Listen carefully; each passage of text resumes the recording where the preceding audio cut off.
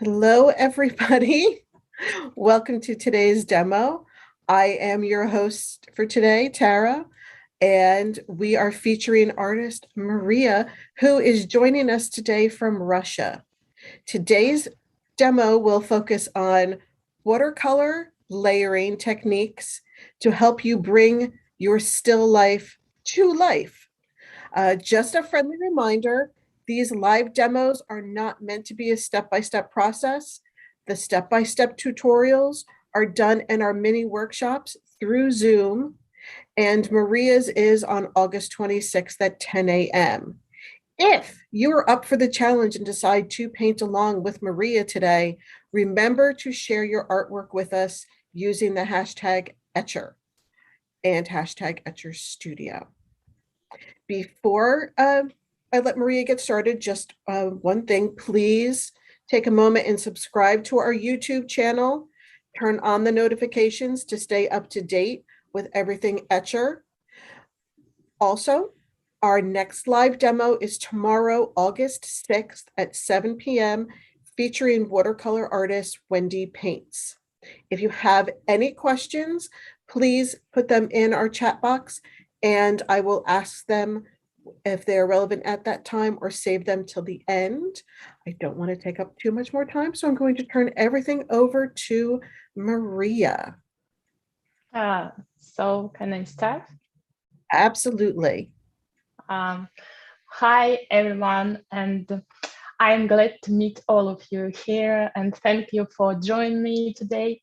My name is Maria Mishkareva, and I'm a watercolor artist, and I came from Russia, from Western Siberia, a small town known as Kurgan. And one of my passion is to paint still lifes, because I think it's like the whole universe, in tiny, and contains the same message, feelings, and such that they are no separate from.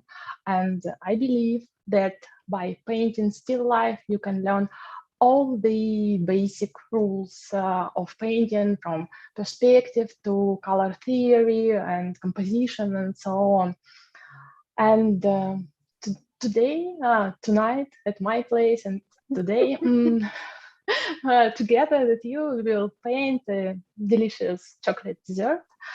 And before, I'm going to show you some of my artworks.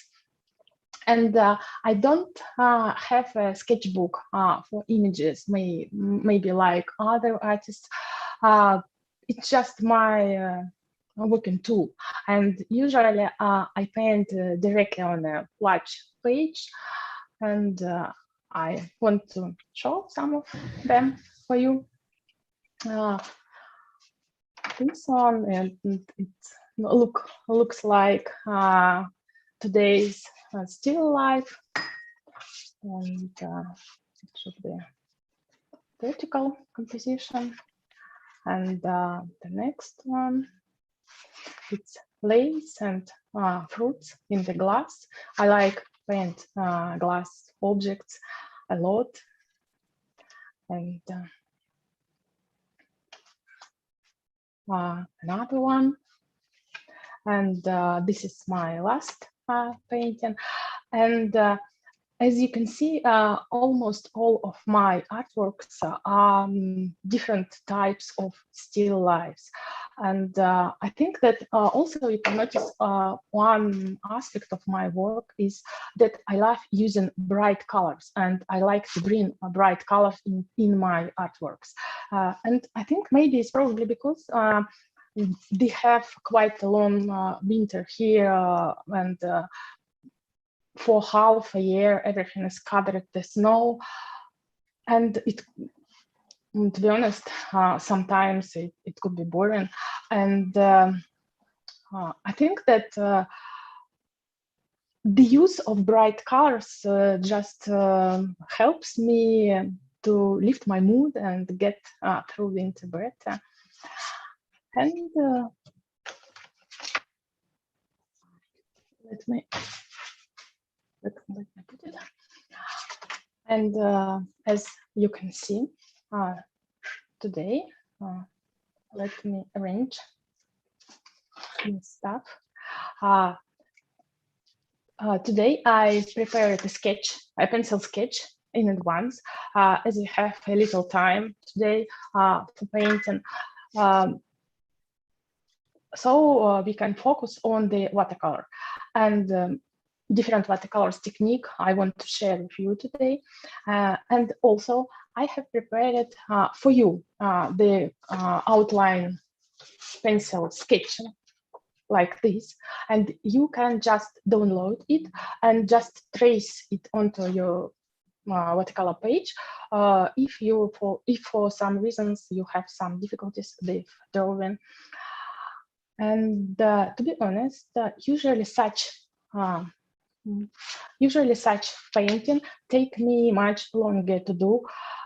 So today it will be rather a quick sketch, but I still aim to show you my approach to mixing color and to use different watercolor techniques. And to be honest, this is my first live session on YouTube with quite a big audience in English. And I will try to explain my actions in as much detail and as clearly as I can. But if you don't understand something, please don't hesitate, feel free to ask me. And in any case, I believe that watercolor has an international language. You just can watch what I will do and understand step by step my technique, my approach for painting. And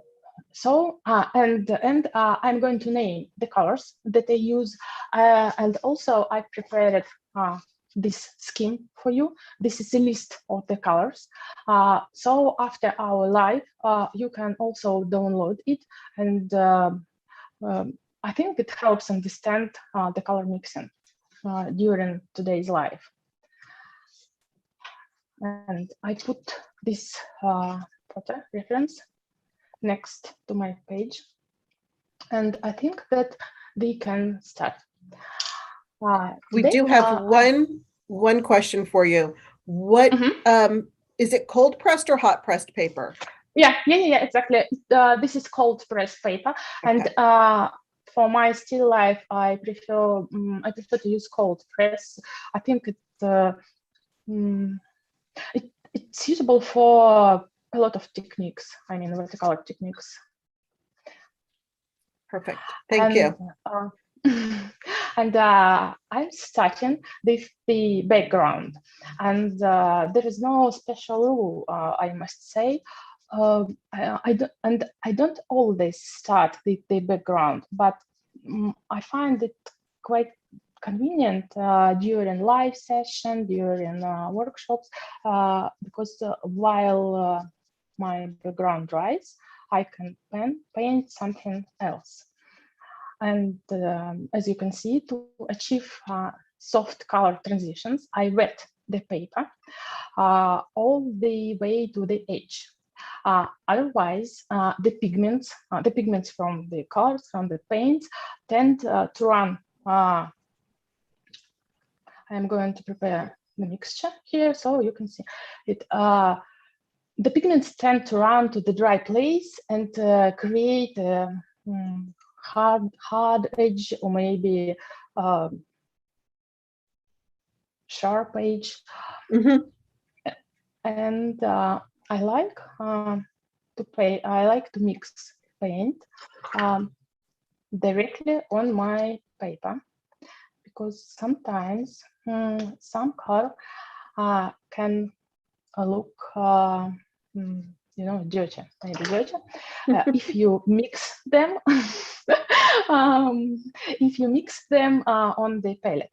But if you let them mix right on the paper, you can get the nice color transition and nice color combination.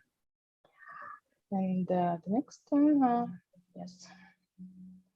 So we've got another question for you. Typically, how long does it take for you to complete one painting? Oh, a lot of time, really, maybe 20 hours. If it comes to the large page, maybe 14 and 13. But it depends on how detailed I want to make it. And now I can start. My paper is a bit.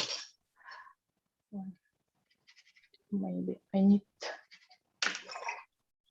to get it a little bit more. And another thing that's important, to paint with the whole brush, not only the tip. So-called, you should use so-called the belly of the brush. I mean this part of the brush, because it contains a lot of water. It contains a lot of pigments, and the use of the whole brush allows you to create, for example, the background for just several brush strokes.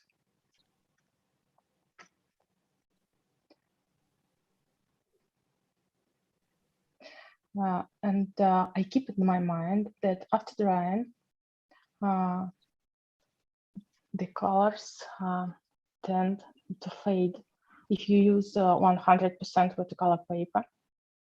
And again, it depends on the special type of the paper.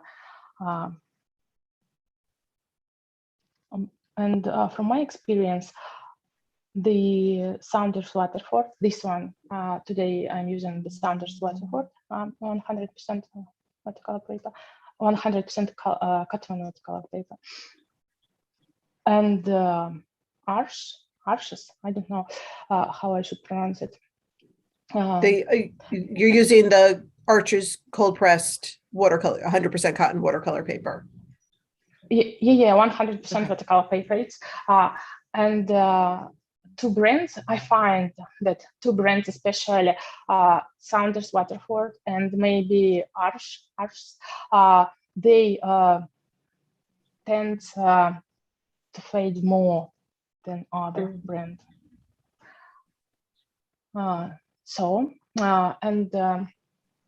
I want to explain maybe and made it more clear for you about color combination, what I was talking about.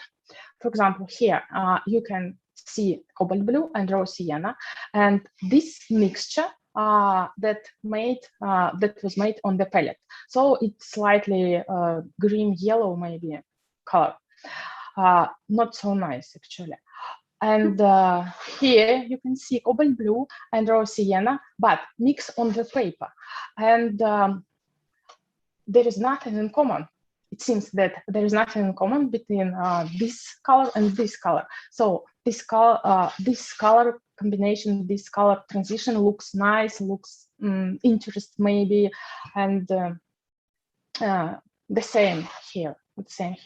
And for this step, I use raw sienna, cobalt blue, Pierian maroon, and this kind of color mixture. And now, and I forgot something. To get the nice color transition, you can just tilt the board, but it now my paper almost dry. I can show you it on the cast shadow. So you can tilt your board to use the gravity.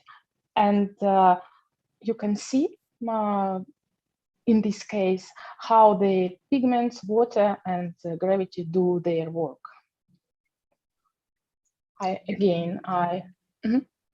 You're sneaking in a lot of color theory.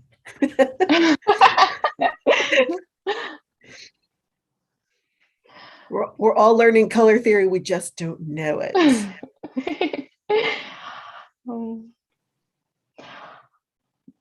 I tried to make interesting this live session.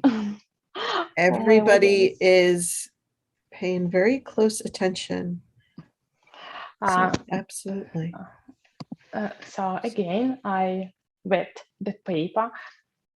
While the background dries, I can paint the cast shadow on the plate. And please note or keep in your mind that it has this cast shadow has a very sharp edge, maybe, or clear edge, and this gives for your audience the understanding that your painting or my painting or your painting or the picture is illuminated by a bright sun. And there is, in general, there is a rule that the brighter the light, the sharper the shadows.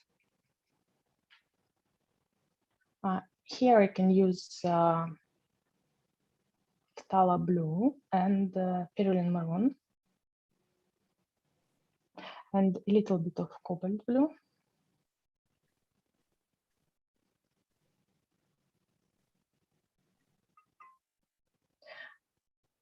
And here on the left, it's kind of maybe reflected light on a horizontal surface.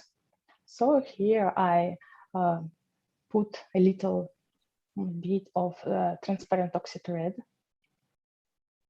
I use the Rembrandt colors, the Rembrandt watercolor paints.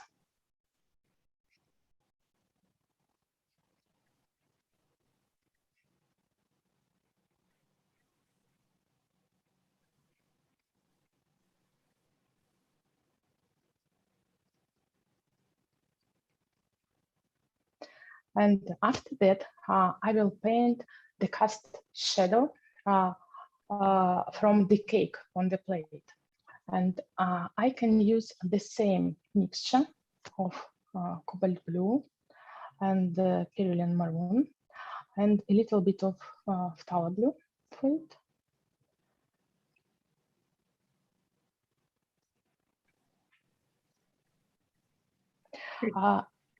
I was just saying, you're doing great. You're doing great. We've already had a couple people sign up for the mini workshop on August 26th, so that's wonderful. Yes.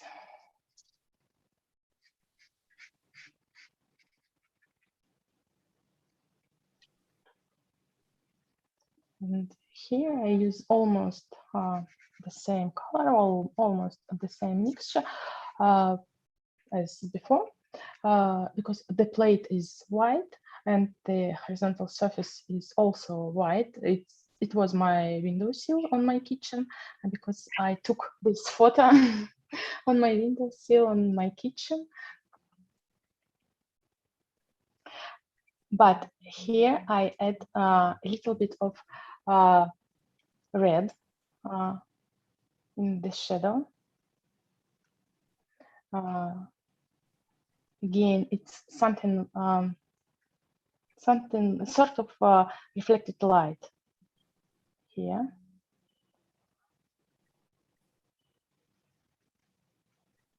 From the red berries.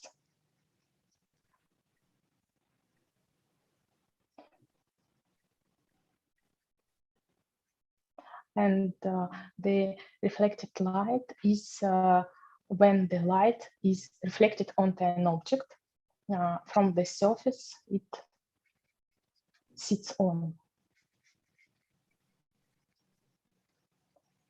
I think I need to change my brush a little bit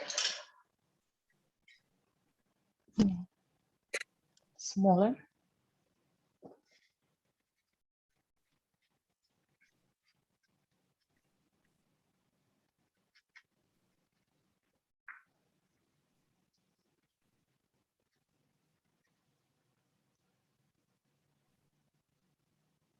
Again, I add a little bit of red here.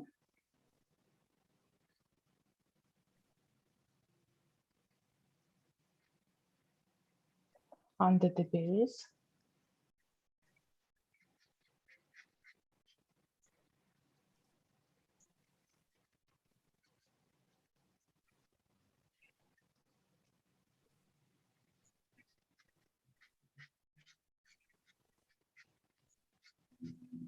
So we have a question here for you. Start it with the statement first. Absolutely love your subtle color variations. Do you also like allowing your colors to mix on the paper? Yes. As I understand, right? It's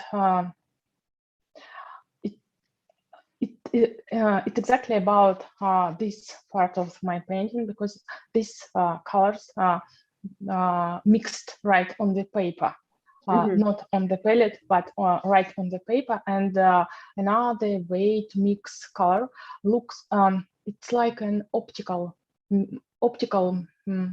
Illusion. mixture, maybe. Yes, optical illusion, optical mixture. When you apply, for example,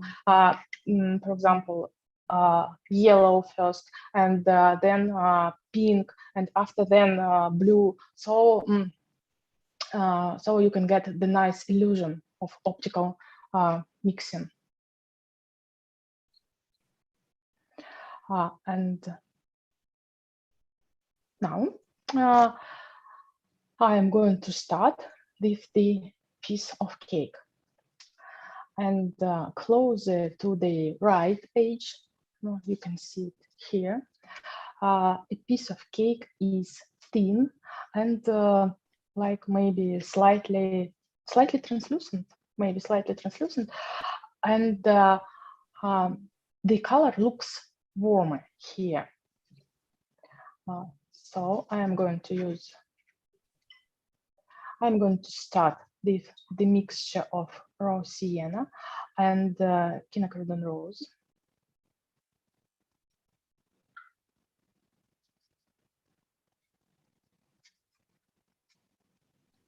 So we've got another question here for you. What is the benefit to painting the shadow in the beginning?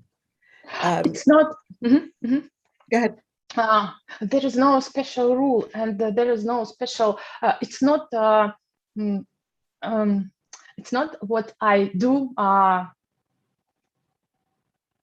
with my large artworks. It's just because of the life. So I painted it step by step. While the background dries, I can paint the cast shadows, and now my background is almost dry, so I can continue with the cake. And after it completely dry, I can paint the berries. But it's not this. It's not the rule. It's not something special. It's just because of the light. It's convenient. I find that it's convenient during the live session.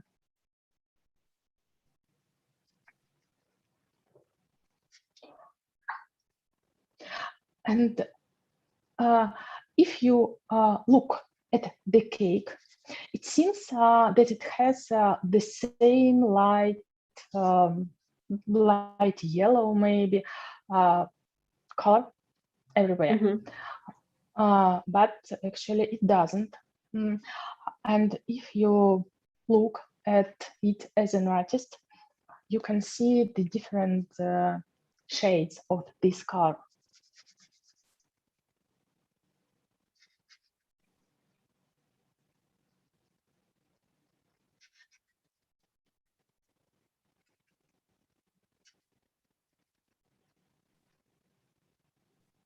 And closer to the other side, to the left side, where the piece of cake gets thicker, it looks darker. And usually any bread, do you know, I think that this cake in general is also bread. So any bread has has a shade, has a cold shade, maybe cold color in their shade and in its shade area. So here I put a sort of maybe grayish blue mixture.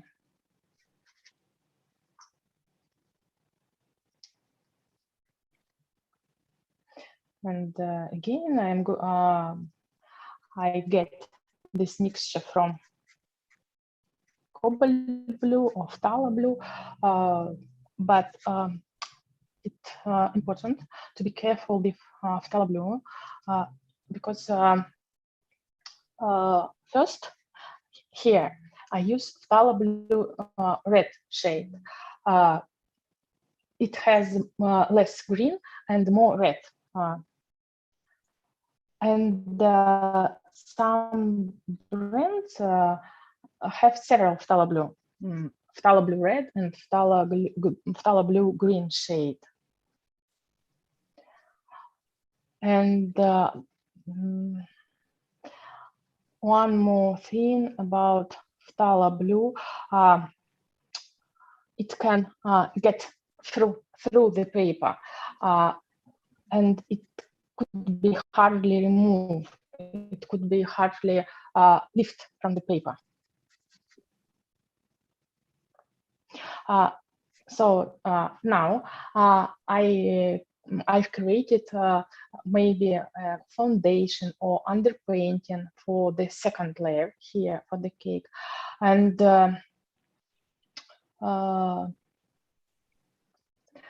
now I'm going to continue with the chocolate glaze. Just to let you know, we've just about hit the halfway point. I am going to drop in a link for our feedback survey, as well as I will add the link again for the mini workshop. We have a question about the mini workshop already.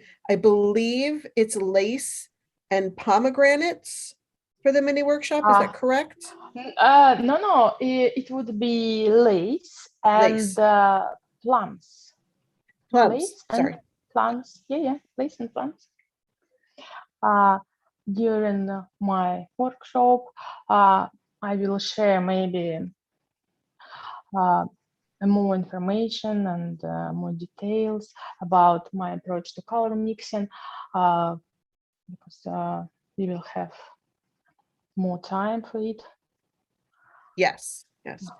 And her lace work is, if you're all impressed with this, her lace work is gorgeous.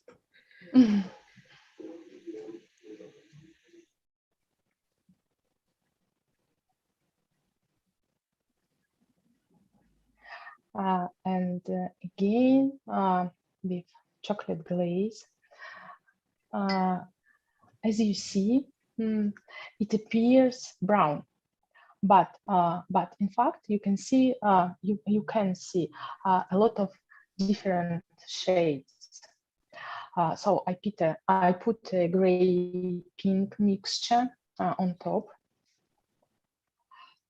and there is another rule maybe, that all horizontal surfaces in daylight are lighter than vertical ones. And also there are a lot of highlights on the surface of the glaze, so it looks very bright.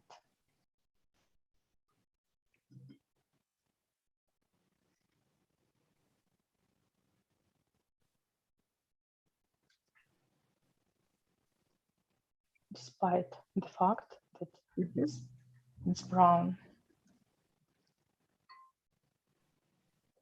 And there is, we can see at this stage some interesting thing, that the dark brown glaze look lighter here than the background behind it. And if you want to paint something realistically, so it's important to notice these such things, and glaze look dark when cut. But at the left side of the piece of the cake, there is the same situation. So again, here the chocolate glaze is quite light.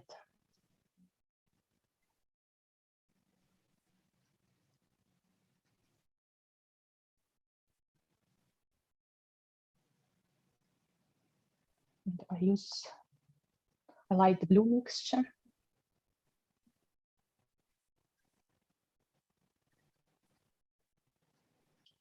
Here, the glaze has a lot of highlights and reflections, and it has a light appearance. And again, it's quite a foundation or underpainting for the next stage. And after that, I will put the second layer. So this part of the work I did with wet on wet technique, and this part would be done with glazing technique or layering technique mainly.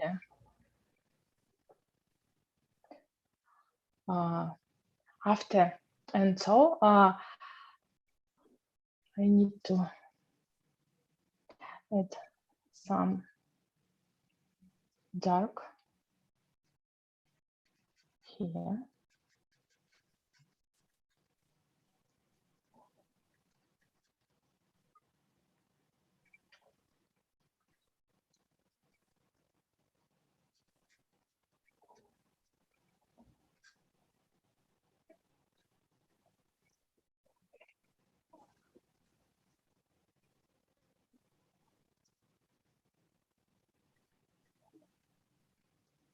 And here.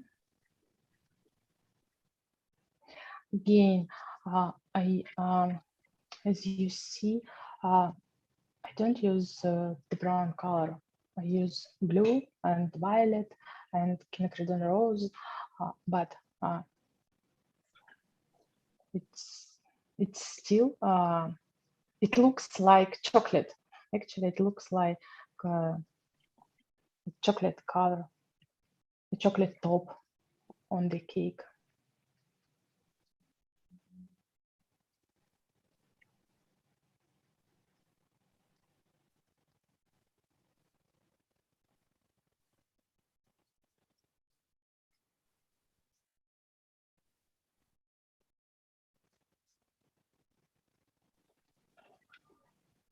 It's very interesting what we can do with the colors once we mix them.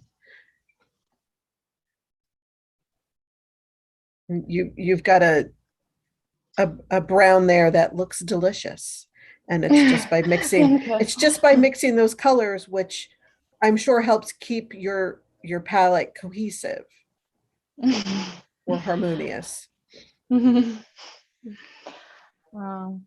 I hope.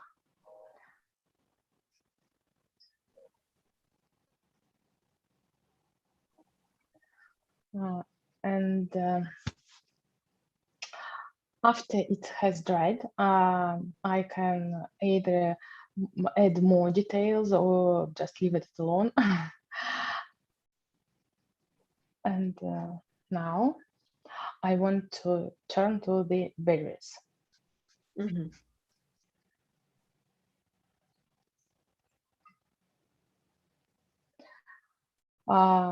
First, I prefer to use pure color straight from the tube. I need to change from the tube, right on the tube. And there is another scheme for understanding color, how I get different color mixture. And again, after our live session, you can just download it and use. As I said before, I prefer to use the pure color straight from the tube because the berries are so small, and often the mixture looks good on the palette, but it gives not so nice color on the paper because we paint over to such a small surface. So I choose 3 pure colors and start working with them. This is the red one. It's Winsor Red from Winsor & Newton.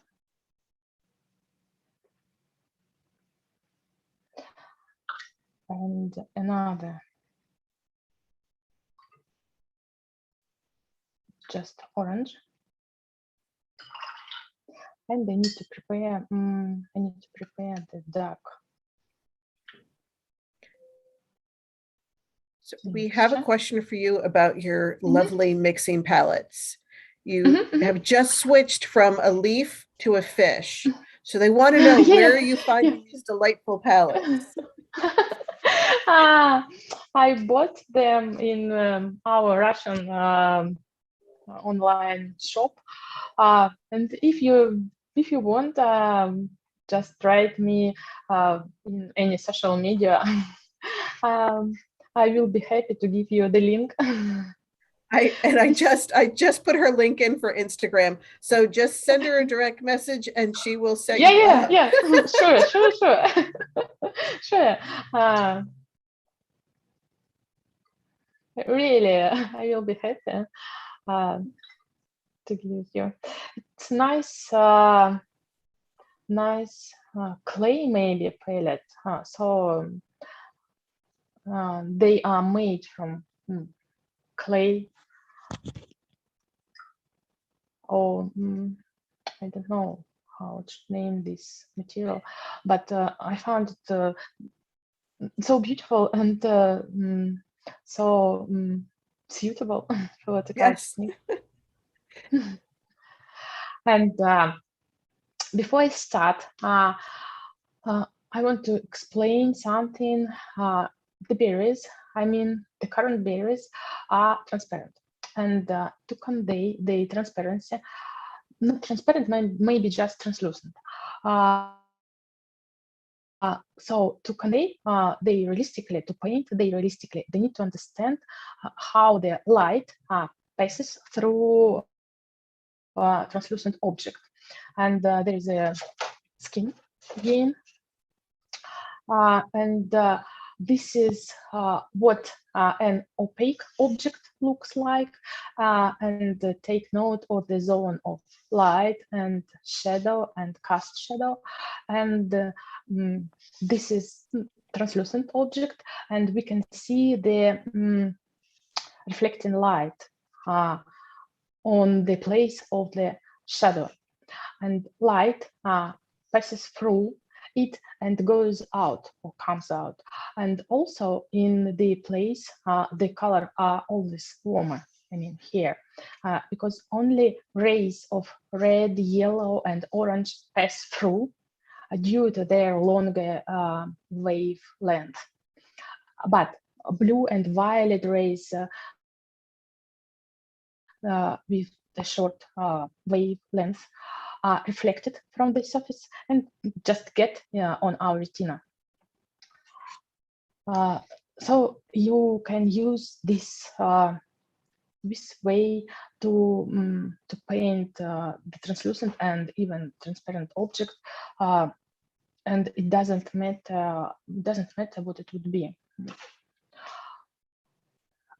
But first, I think that I will start with the strawberry, and I will start from the cut one. So it's a light mixture of raw sienna,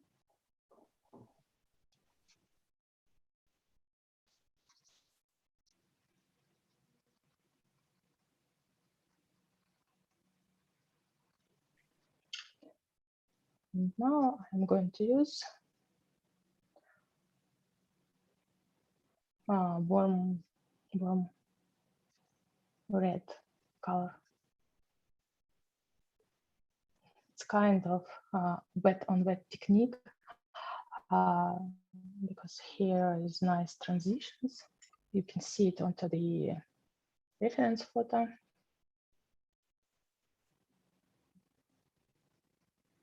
So we've got a compliment here for you from Vivian. I love how she pre-tests all the colors before she starts working on her painting.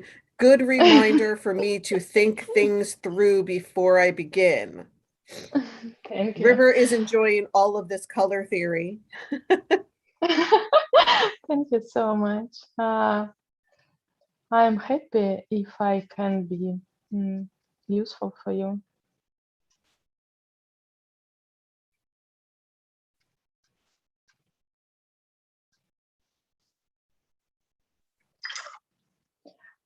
And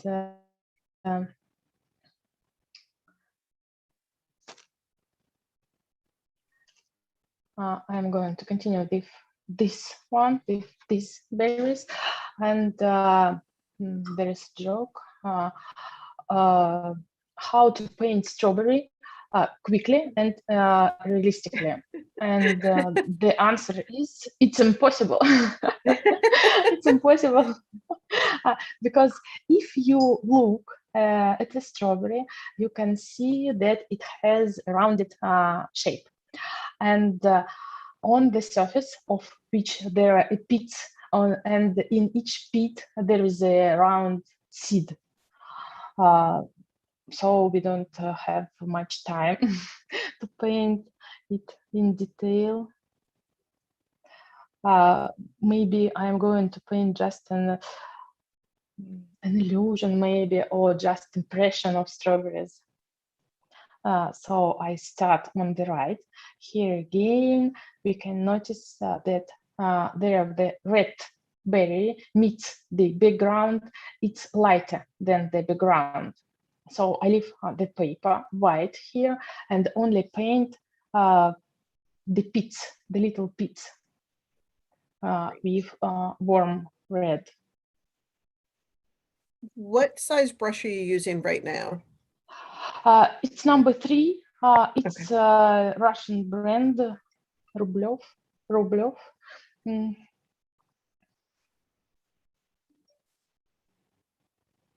you. And after that, I'm going to darker red.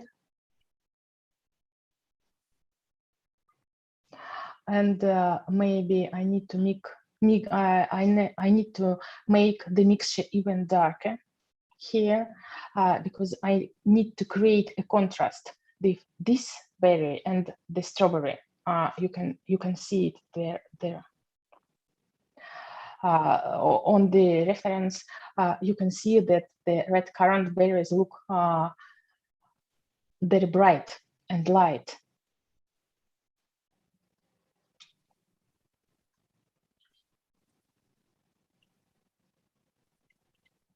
And as they say, if you want to make something light, so find what you can make dark.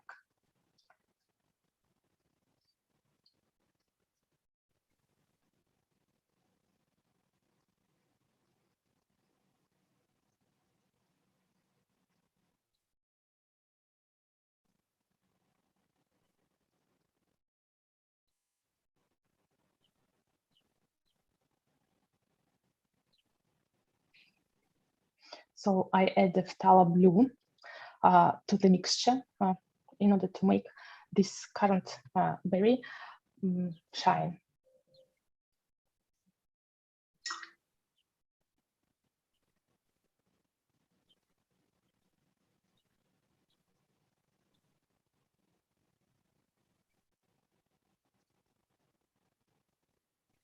After a while, does the color just become a muscle memory?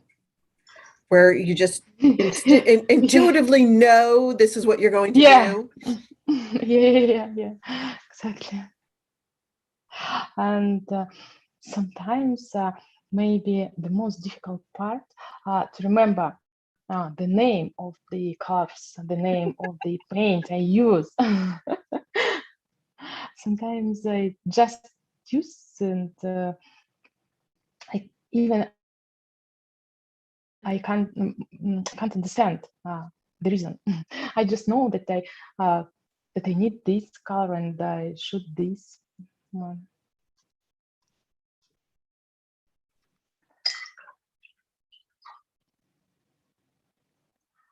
And the same with the left berries. I start with the warm yellow, oh sorry, warm red, and continue with just red, dark red,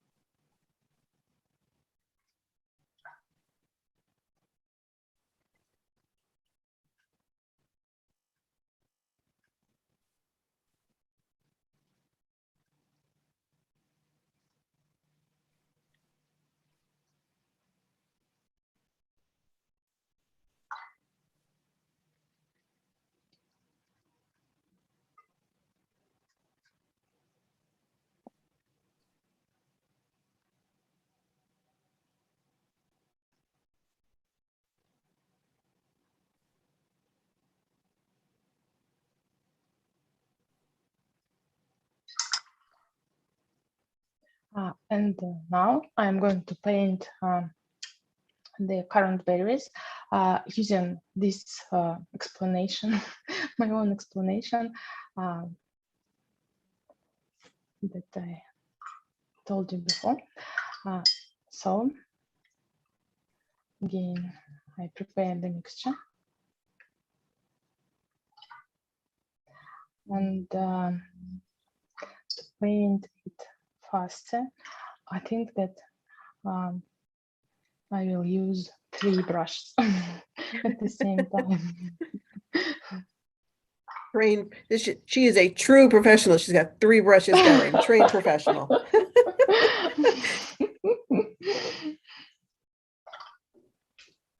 Oh, sorry.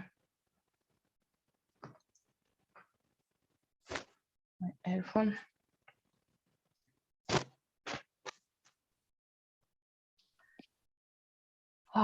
So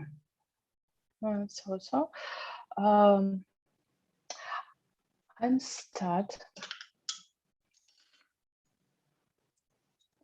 I'm going to start with the top, from the top, with a cold shade.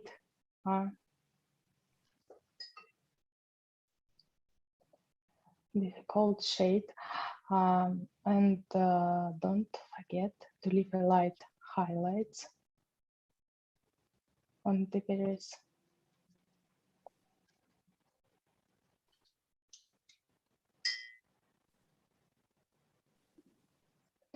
And then I move on to a warmer red. Here I use red by Winsor & Newton. And continue with the warmest color, like orange maybe. And you can use orange, you can use something like pyrrole orange, something like that.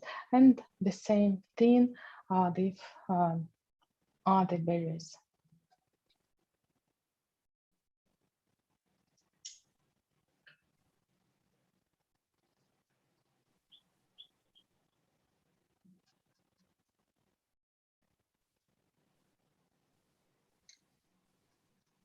I love watching this all come to life.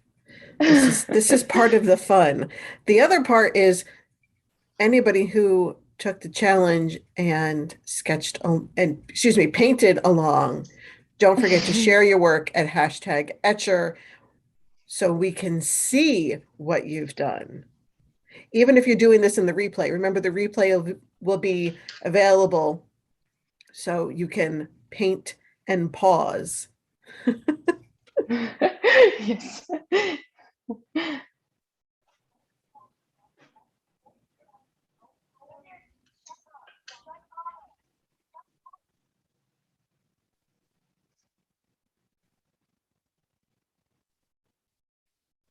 I just want to complete it. So I try to. That's okay. We've got about 10 minutes left. We can go over a little if we need to. No rush. Don't get stressed. No stressing. And there are a lot of berries, and I work with all of them in the same way, exactly in the same way.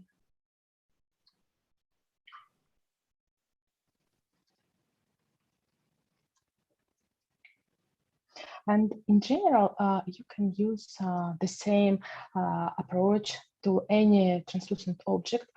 For example, for a glass of wine or any translucent berries, it doesn't matter what it might be.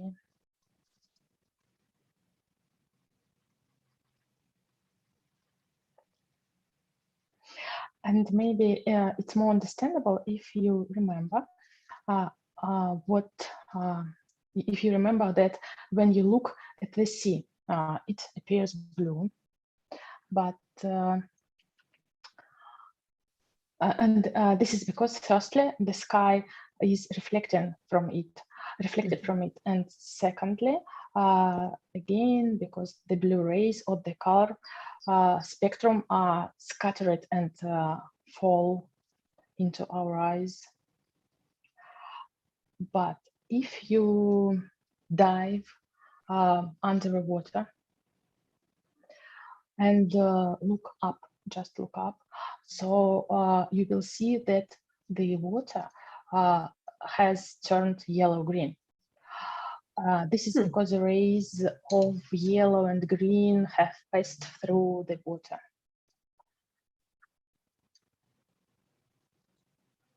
Interesting.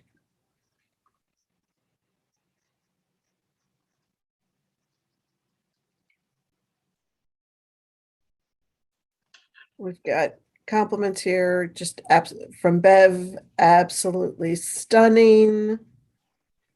I'm enjoying how you use the multiple watercolor techniques. You started with the wet on wet, and now you're doing the wet on dry. You've glazed, and each of those berries is getting its own focus. Like you're not treating them as a whole, you're treating them as an individual. Oh, thank you. Ryan says, love the berries, they look real. Yes, I hope.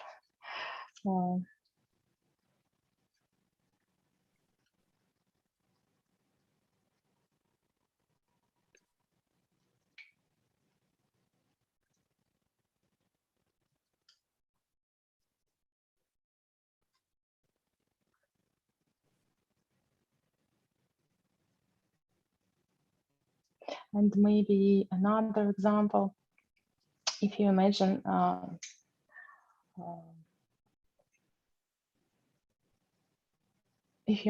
tree, just leaves on a tree, they seem to us a cold shade. But imagine that you are sitting under the tree on a sunny day and raise your head and look up, and the leaves will appear light yellow in the sunlight.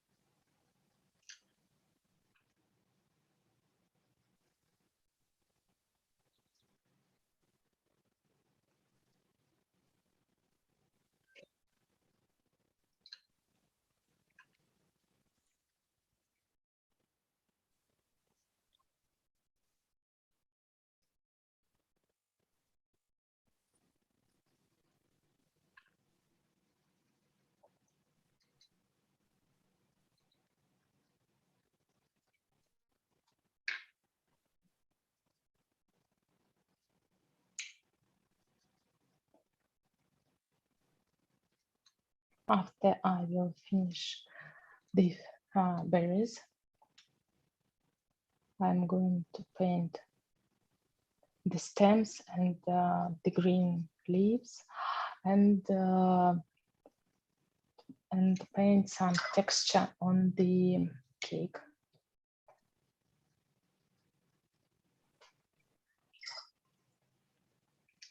For the leaves, I'm going to use just sap green color and maybe add a little bit yellow and just color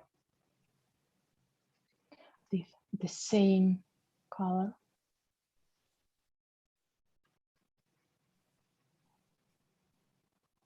all the leaves and stems.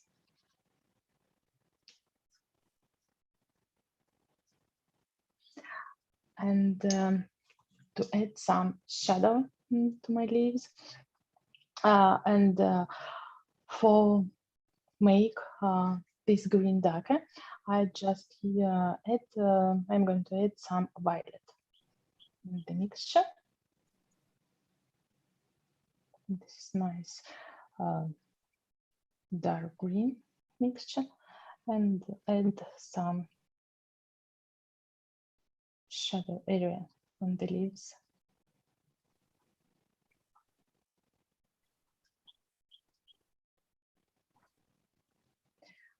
This stem, it's small, but still it has the shadow area and the light area.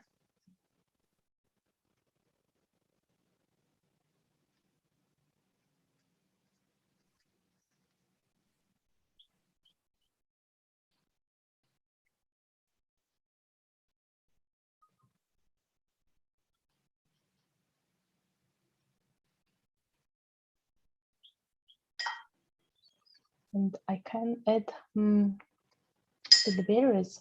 I completely forgot to check the name for it in English. I mean this dark point of the berries, this dark part of the berries.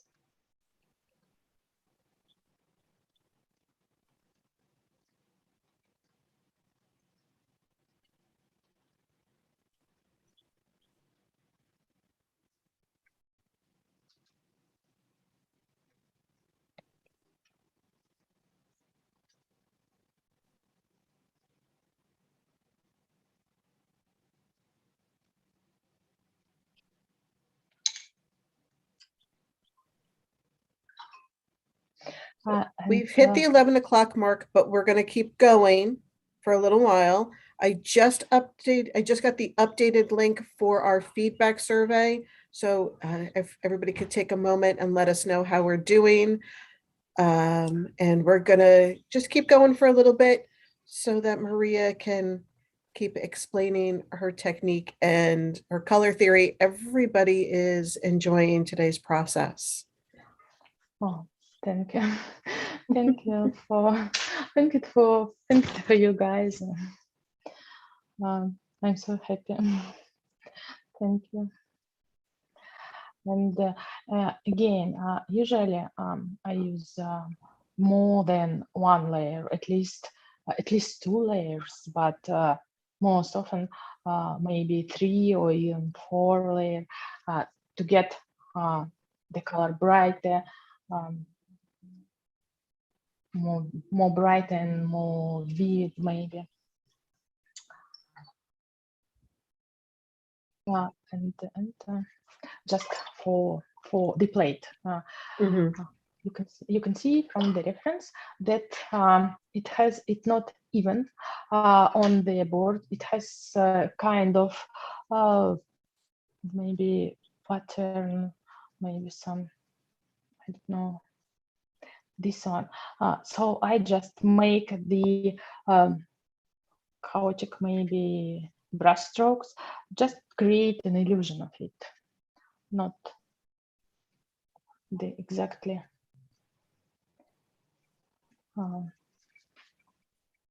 pattern, but just an illusion.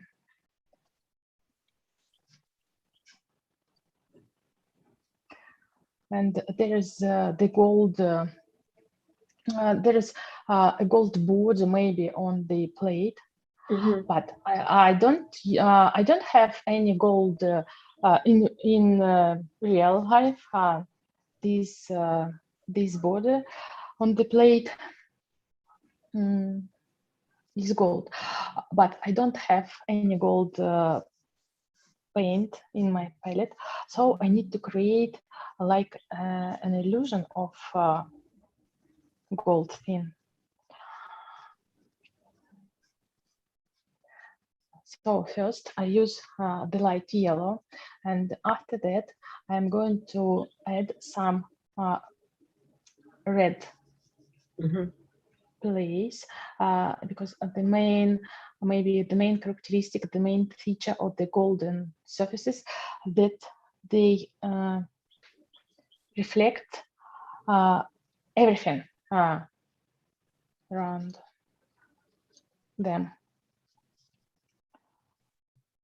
And after that, I add some dark color.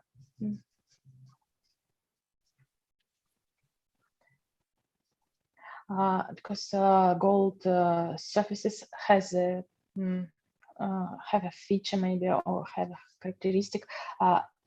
Very dark and very light places are always located next to each other.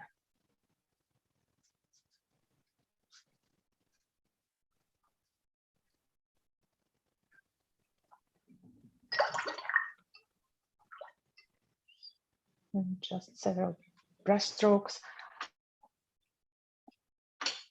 to create some texture on the cake.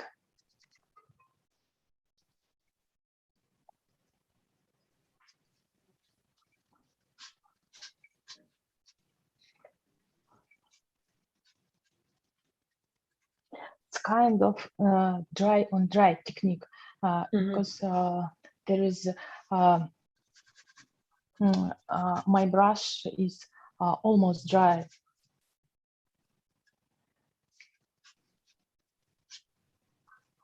And again, I do just chaotic brush strokes to create an illusion. But if you have more time and more maybe patience, so you can paint this still life in a very realistic way, not like a sketch.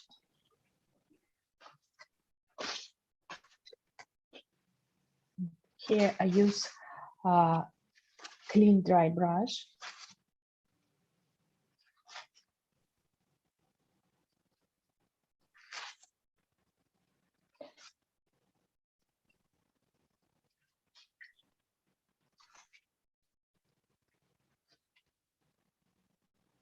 And some maybe details for the chocolate glaze. And that, and the clean brush, what you're doing is you're picking up some of the pigment. Yes. I lift them from the paper.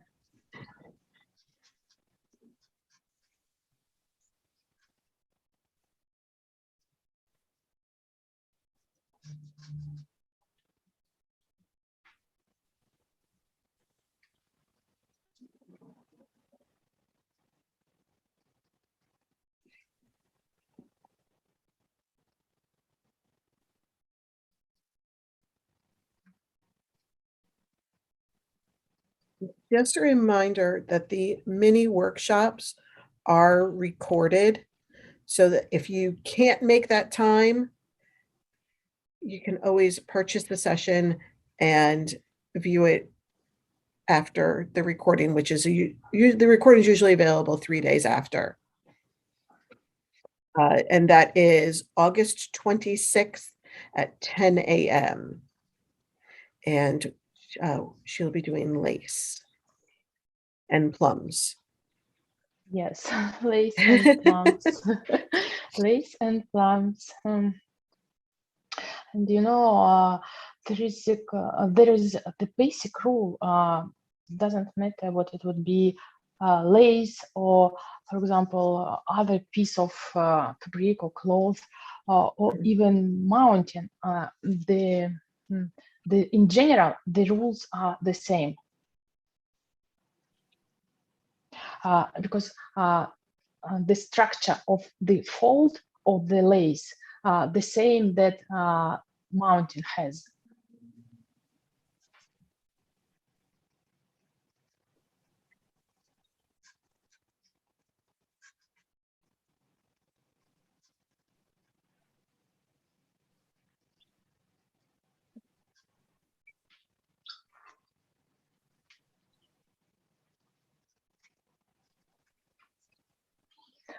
So now I think, the third layer on the cake, but it's still quite, it looks light, and they can see the paper through the color. And it's important in watercolor technique to keep the white paper maybe visible for us.